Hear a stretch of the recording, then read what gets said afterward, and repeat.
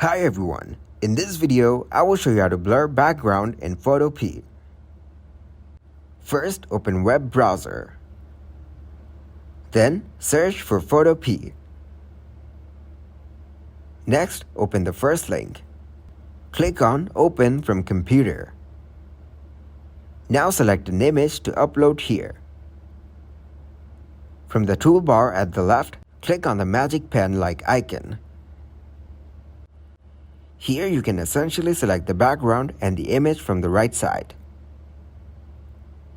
Now click on the uploaded photo. Here go to Layer via Copy. After this, you can see a layer has been added. Also, you can delete a layer if you need to. Apart from this, you can switch between layer and background. Now go to the Filters tab. Go to Blur. Then select Gaussian Blur. This is where you can change the amount of blur as per needed. Here select background as you need to blur that.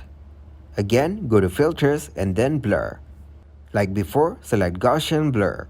Here you can blur this as per needed. Now make sure you have enabled Preview. Once you have made changes, save this from the Files tab. This way you can blur the background in Photopea. If you guys got some value, make sure to leave a like and subscribe to the channel. Until next time, goodbye.